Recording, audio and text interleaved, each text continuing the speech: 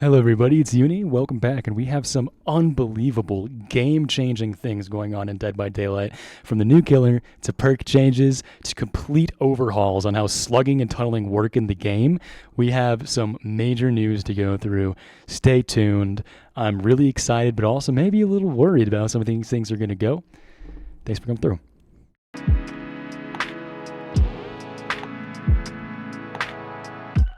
All right, so here we are. We have in the PTB the new killer, the Carouse, coming out. I've seen some very interesting gameplay of it. I'll see if I can put some pictures and videos up on screen. There are some very interesting powers that this killer has, right? It is going to be another one of those killers that we get, and it kind of pushes those lower tier, weaker killers down even further. This killer has multiple different powers, different things that they can do. Seems like a semi-decently deep kit, right? I'm excited to see how it plays and how people really start to get the better of survivors with different techs and different little niche things that you can do. This killer, definitely excited to see how that plays out. It kind of reminds me of Plague, mixed with a few other killers, maybe unknown. But we're going to have to see how that plays out. Excited to see that, obviously, though. And then the new survivor is V. I'm not going to try to pronounce that because I don't want to butcher it. All of the perks I heard are pretty bad. I wouldn't really be too excited about any of these perks. Don't seem really too incredible. I know that one of them makes your scratch marks go away 50% faster, which is pretty cool. I don't know how big that's going to be, though. And then the tunneling reduction update is actually going to finally be coming in. We're starting to get a few more notes on it, get a few more numbers here. But obviously nothing's set in stone. Don't freak out yet. None of this is completely set. But let's go over some of this tunneling reduction update. So, unhook protections update. Survivors that are unhooked or unhook themselves receive unhook protections for 30 seconds, which include 10% haste, so 110% speed, endurance for 30 seconds, and elusive for 30 seconds. New status effect that hides grunts of pain, aura, scratch marks, and pools of blood.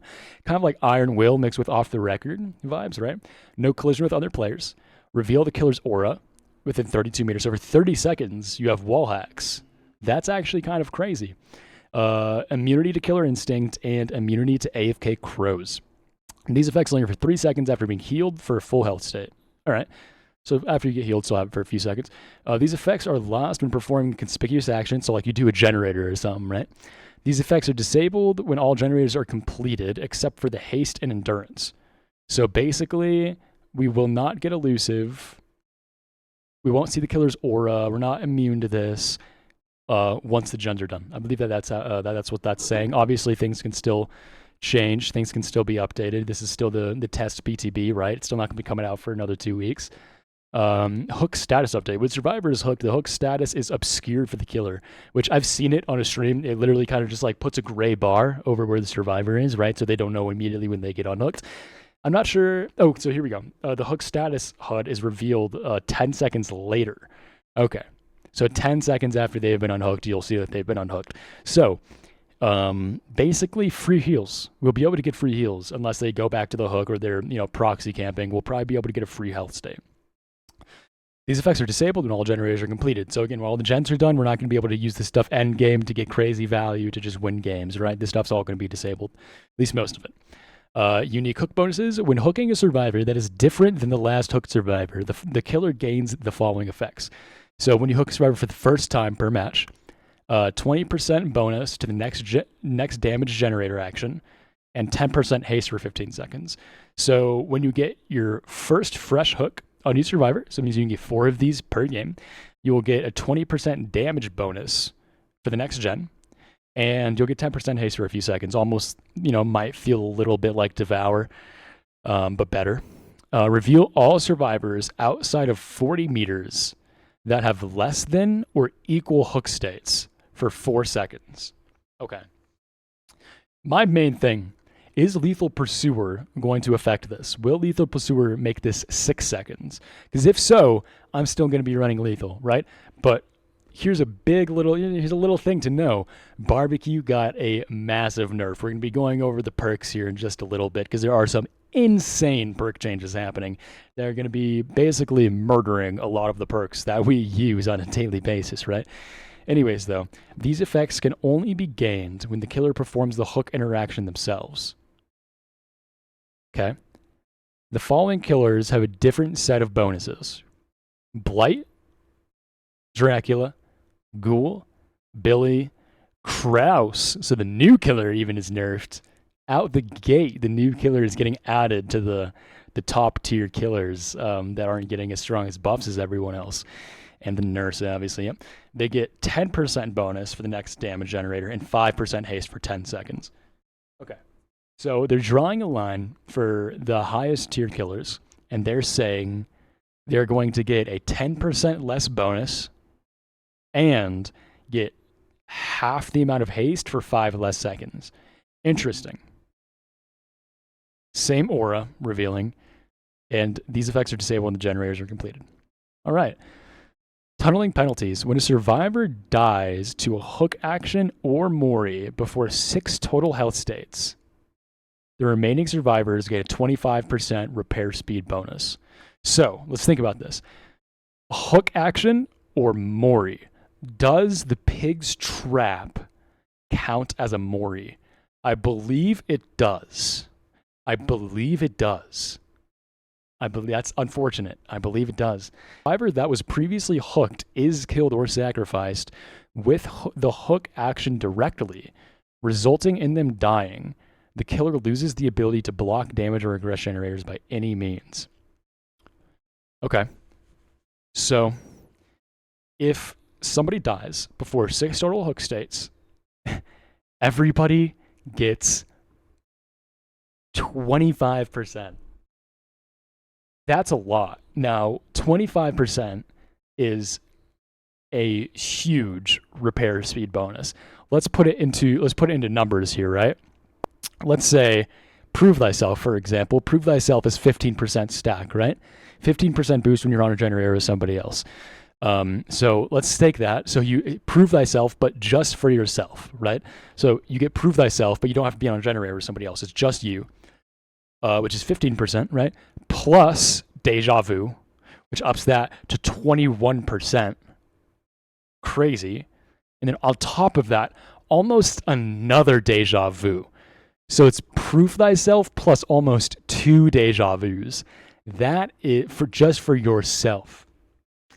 Now, I'm in many situations where I'm maybe let's say with a 4-man team, right? And at 5 gens, maybe I get chased and they leave me early, right?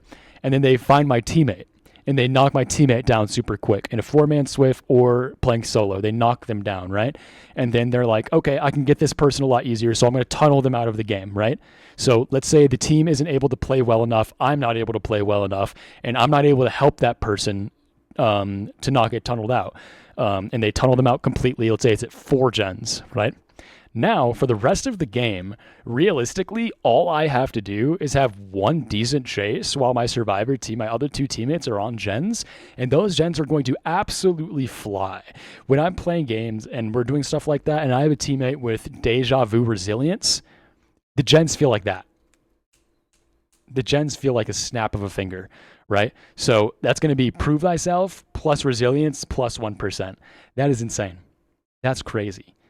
I was honestly hoping the repair speed wouldn't be that high, even as somebody who plays more survivor than killer, just for the fact that, well, I'm still trying to play killer more often, and that's a lot. Because obviously we all know the number 1 motive for a killer is to kill, right? But the number 1 play style to ensure that you have the best highest pressure that you can have as a killer is to get somebody out as soon as possible, period. That's the easiest way. People get upset about it. Playing a survivor, it sucks when it happens to you, but it's the way that it goes, right? It's the way that killers are able to garner the highest amount of pressure as quickly as possible, getting somebody out of the game. It's that simple. 3v1, the game it's a different video game at that point, right? So this is making that so it is now a much bigger detriment to a killer, very possibly, to get somebody out of the game early. We're going to have to see the difference that it really makes, right? We're going to have to see, because I'm going to have to do some math. We're going to see how much time does a 25% boost take off of 1 generator. Let's see. I'm going to do some math. I'm going to put it up on the screen, all right? I'm going to put some math up on the screen of my, maybe some rough math, but here's a number. This is how long generators are going to take now. Generators take 90 seconds. This is how long they're going to roughly take now with 1 person on it, at a dead generator, right? It's going to take that long. Now, is that amount of time more valuable to the killer than having everybody up and everybody doing separate gens and just chasing one person. So, for instance, would you rather be chasing somebody and have 3 people on 90-second generators? Or would you rather be chasing somebody and have 2 people on this long of generators? It just depends.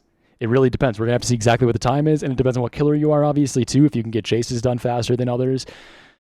Man, this kind of hurts some weaker killers. This definitely hurts some weaker killers. There's a lot of killers that... we're going to see how that goes. We're going to see what they change. Again, nothing's set in stone. This is a mold that they're going to be able to change. Not too happy about that. It's a little strong. It's a little strong in my opinion. Next, let's see here. Slugging reduction update, self-recovery. While in the dying state, the resolve bar appears before the recovery bar. The resolve bar takes 90 seconds to fill. Progress does not reset between downs. Okay. Once the resolve bar is full, the survivor gains the ability to pick themselves up from the dying state after fully recovering. Added a custom game setting to disable full recovery. Obviously, you can change things in customs. You can make them whatever you want. It's more of, a fun sandbox mode. Quality of life improvements. Survivor can now crawl and recover at the same time. So kind of like tenacity without the speed, right? Recovery is now automatic and no longer requires a button to be held. Awesome. When full self-recovery is available, tap the interact button to pick yourself up. Crawling speed increases over time when left in the dying state, so if you're left down there for a while, your speed will slightly increase. Nothing crazy. It doesn't even double, right? Added a new scenario to the abandon option. So here's another way that we can abandon. This is another mark for the game to meet for us to be able to abandon instead of DCing and getting no loss on our rewards and no penalty timer, right? After recovery, I missed. Where was I? After recovering or being healed from the dying state twice, the option to abandon becomes available the next time you're down. So, after you recover or you are healed from being knocked on the ground 2 times, next time you go down, you can abandon, not DC. Is it just me, or does that feel like that can be messed with? That can be exploited a bit, no? Because I don't know. Again, I'm going to have to see. That feels like it can be exploited, though, for sure. Mainly by teammates who are just trying to throw the game, teammates who are just trying to get out of the match, go next. People who ready up for a game that they don't want to play. Makes a lot of sense to me, chat. I don't know why I'm saying chat. I am not live streaming. This is just, I'm just recording a video right now. Anyways, I'm excited for this. Palette density, quality of life. Updating various realms to adjust the quantity and distribution of palettes, reducing the presence of dead zones. This is something I've been noticing so much recently. There have been so many very weird, large dead zones that I feel like haven't been there before on certain maps. Let's see. The affected realms are Macmillan, Autohaven, Coldwind, Crotus Pren, that's a big one. Haddonfield, that's a big one. Backwater Swamp, all right. Red Forest. Now, this is a big one. For those that know ball, Red Forest got absolutely destroyed a long time ago. It is by far one of the weaker maps for Survivor at this point because around that main building, there is nothing. And inside the main building, it's not that strong. So you have Shack. Right, you have Shack and maybe a couple leaps. It is content updates, killer rework the shape. We do already have a video about this, so I'm just gonna skip over this for now. Feel free to go and watch my latest YouTube video about the update. I talked about this more in depth, and also on my TikTok, there's a specific video that you can find just about Michael Myers. If anything does change, though, I will happily go over this. I know that there are some add-ons that they talked about getting changed, which obviously are going to need to get reworked because his power is completely changing, which I read over a few of them. They seem interesting. Nothing too insane, right? One of these, the Fragrant Tuft Hair, basically when he's in Tier 3, he can't do that dash mode, but he has a 50% increased lunge. I think that's kind of cool. That's a pretty cool little like gameplay quirk, killer updates. The unknown increased weakened duration. Increased weakened duration increase upon entering a healthy survivor with UVX projectile to 8 seconds. So we got an extra 2 seconds onto that when they're injured with it. Reduced movement speed recovery time after teleporting by 0.1 seconds. Not a big difference, but you know, if you're playing a lot of unknown, it'll make a difference. Like you can see my boy up here. That way. Increase the unknown's vertical camera access to allow higher aim elevation. Excited for that. Very excited for that. They tuned some of his add-ons. Really all I've been able to see is they made a lot of them very slightly stronger, because a lot of them were really just not that great. Pretty weak, to be honest. Nothing special. But they're a little bit better now, right? I'm still going to be sticking to mine-made add-ons, which personally on Unknown, I run Captured by the Dark and Vanishing Box, which those didn't get touched, except, well, I guess Vanishing Box got, nerfed a little bit, but they didn't really change or get reworked or anything. Dark Lord, Vampire Form, reduced cooldown of Hellfire by half a second, increased by a pillar, and reduced the charge movement speed by... reduced the charge movement speed by 0.12 seconds, and movement speed recovery time after activating by, increased it by 0.10 seconds. Okay. Wolf form seems slightly worse, just literally by a little notch, just a small adjustment, but just by a couple couple points of a second. And bat form seems slightly better. Okay. Add-ons getting fixed. I didn't really look too in-depth into that. The clown, this is a big one. The clown is getting fixed. Hallelujah! The clown is getting fixed. So increase the time it takes for Afterpiece Antidote class to activate to 1.6 seconds was 1. So add an extra 0.6 seconds. Might not sound that big. It is, though. Increase the duration of the hindered effect after leaving an Afterpiece Tonic Cloud to 1.6 seconds was 1. Another little thing.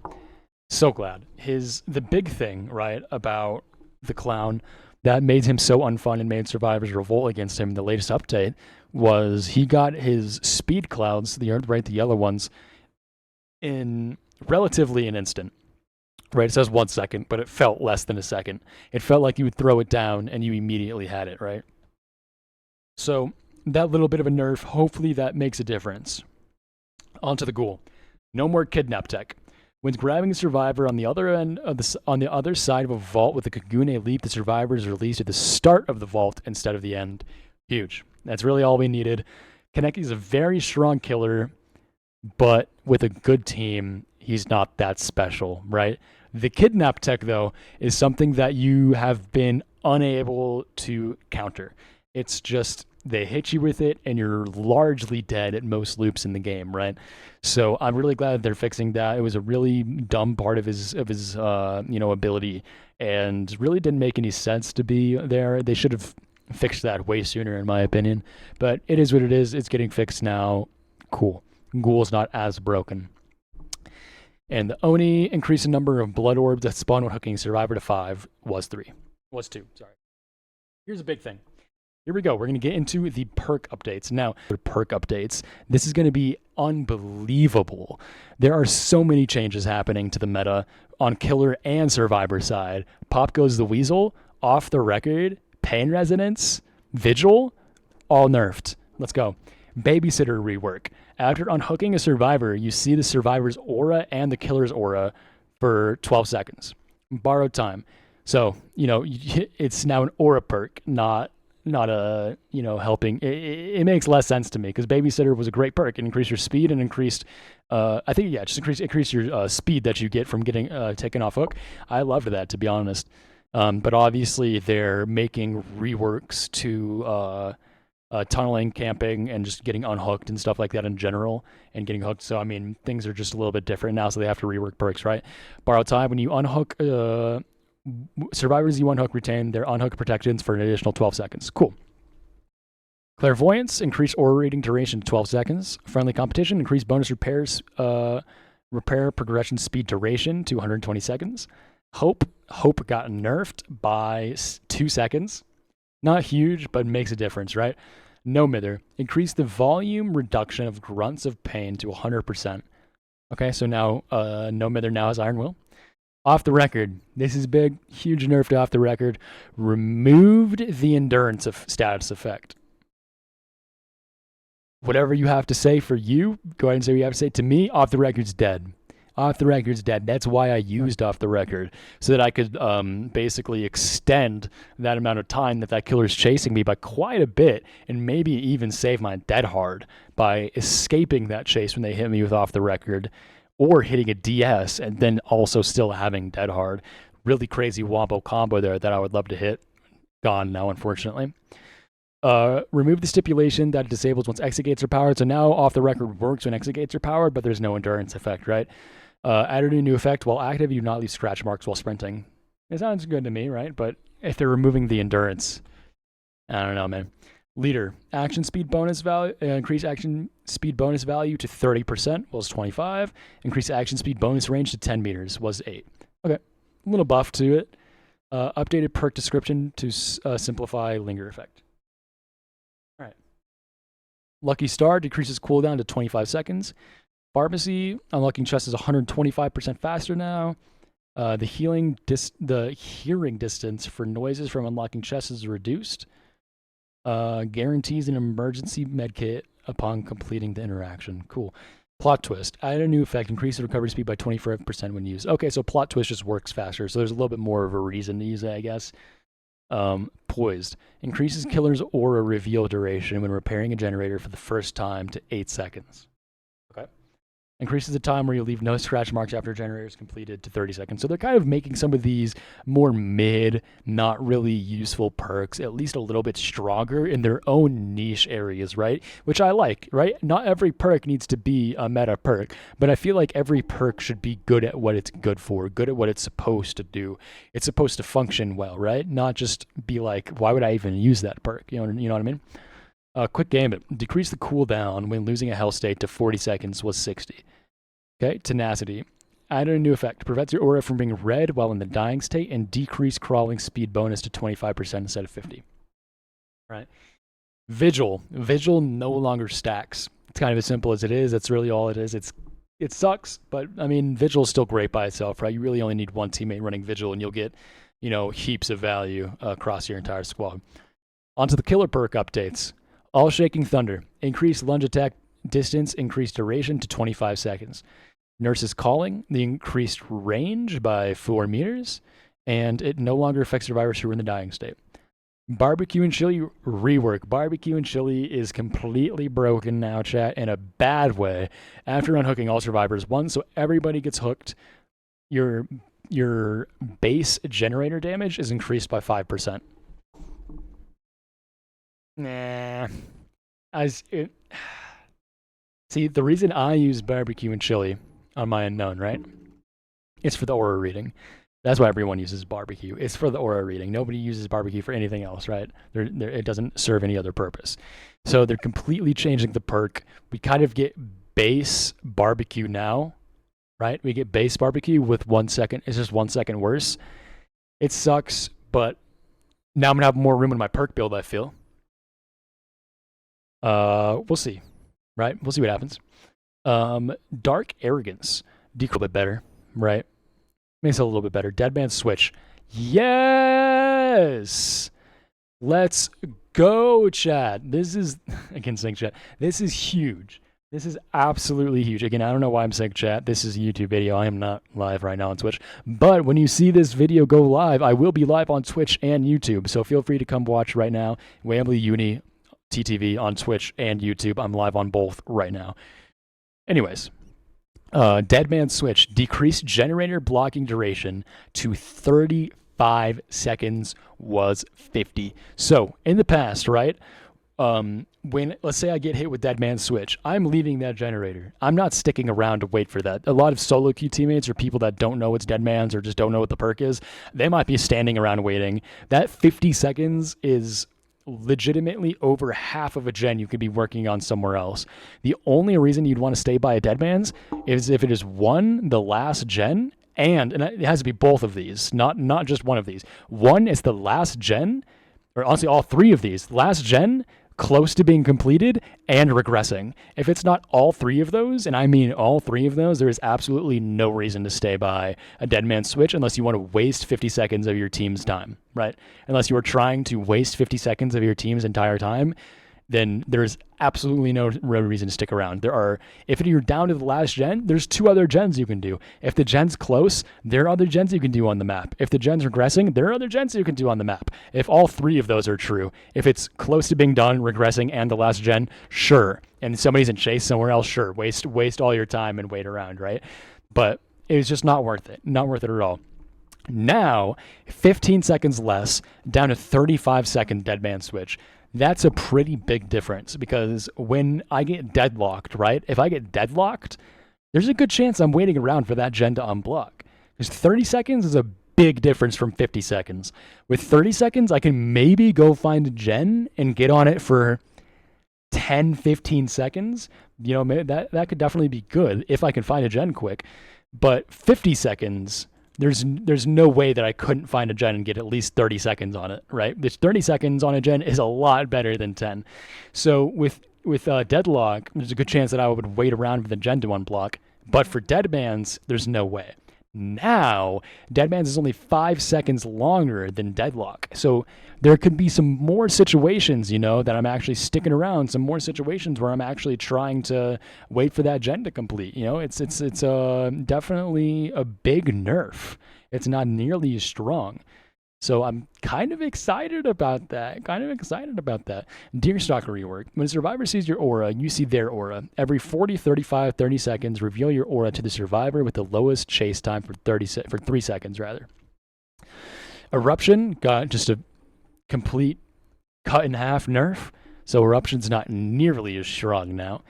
Ruin got a buff. So here's a buff for killers. Ruin got buffed by 50%. Ruin, maybe we're seeing Return of the Ruin, you know? Leverage, decreased healing speed reduction to 30% was 50, so 20% faster now, right?